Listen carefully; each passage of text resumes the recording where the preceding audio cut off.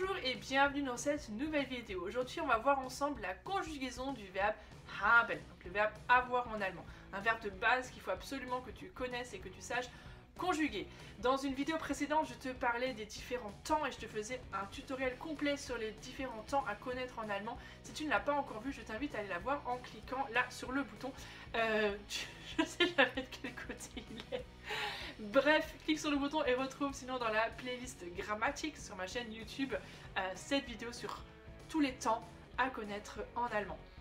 Mais aujourd'hui donc on va voir spécialement la conjugaison du verbe haben, un verbe que tu vas utiliser très souvent dans la langue allemande. D'ailleurs, est-ce que tu aimes mes vidéos? Est-ce que tu aimes apprendre l'allemand avec moi? Merci à chacun pour vos commentaires. Et si toi aussi tu aimes mes vidéos, n'hésite pas à mettre un petit pouce bleu là en dessous, à mettre un commentaire et surtout à t'abonner à cette super chaîne puisque chaque semaine je publie des contenus pour vous aider dans la langue allemande.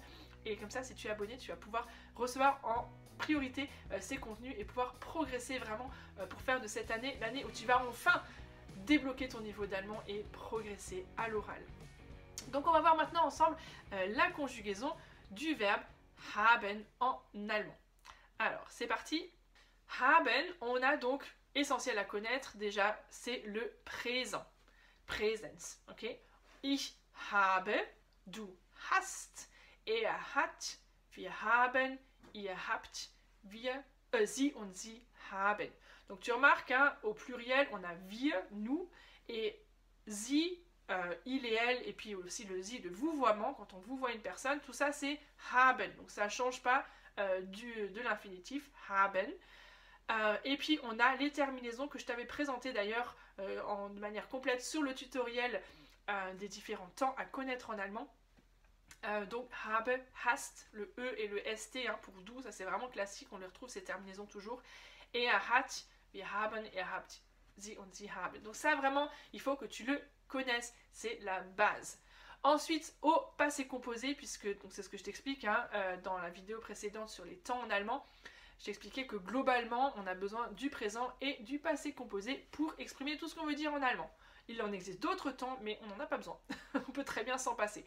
Donc pour le passé composé, c'est là qu'on va avoir besoin de conjuguer à chaque fois haben, ich habe, gehabt, avec donc le participe de du hast, gehabt, er hat, gehabt. Et donc le gehabt, tu vois, c'est toujours la même chose puisque c'est le participe. Et en fait, on va toujours avoir ce participe de. Et donc peu importe le verbe que c'est, si c'est par exemple, là c'est j'ai eu, ich habe gehabt, j'ai eu, deux fois le verbe avoir. Hein. Mais si c'est par exemple j'ai parlé, c'est ich habe gesprochen. J'ai mangé, ich habe gegessen. J'ai tout ce que tu veux, à chaque fois on a le participe de qu'il faut connaître du coup, mais le verbe haben au perfect, donc c'est la même chose qu'au présent. Ich habe, du hast, er hat, c'est la même chose qu'au présent. Donc là c'est facile en fait, d'accord? Et du coup on a le prétérit. Alors oui, dans la vidéo précédente sur le tutoriel, je t'ai dit que c'était pas forcément utile de connaître le prétérit. Pour le verbe haben et sein, quand même je te recommande là de le connaître parce que tu peux quand même le rencontrer assez souvent. Ich hatte, du hattest, er hatte, wir hatten, ihr hattet, sie hatten. Bon, si tu regardes au final, en fait c'est les mêmes terminaisons, hein, d'accord? On retrouve le ST, on retrouve le E, enfin voilà, c'est la même chose que ce qu'on avait tout à l'heure au présent. E, ST, et c'est juste au lieu de T, là on a le E. Ich hatte et sie, es hat. Voilà, là juste ça change. Mais sinon on a hatten, haben. Hattet, habt. Donc franchement, ça ressemble beaucoup, hein, d'accord?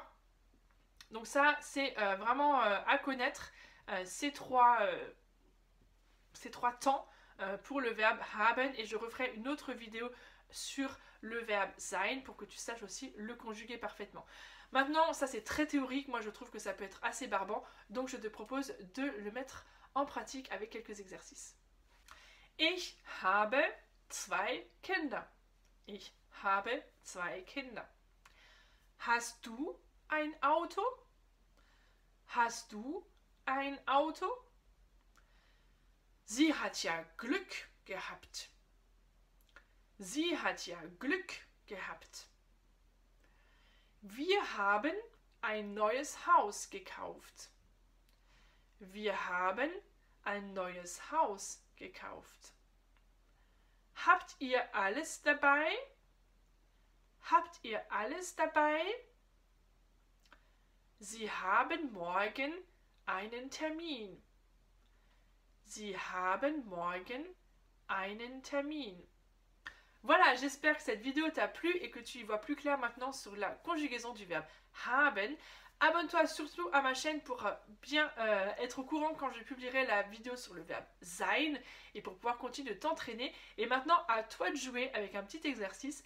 Propose-moi en commentaire 3 phrases avec le verbe haben. Bien sûr, tu peux en écrire beaucoup plus, tu peux t'inspirer des phrases que j'ai écrites ou tu peux aussi en inventer complètement d'autres. À toi de jouer, écris au moins 3 phrases avec le verbe haben en commentaire de cette vidéo. À très bientôt, tchuss!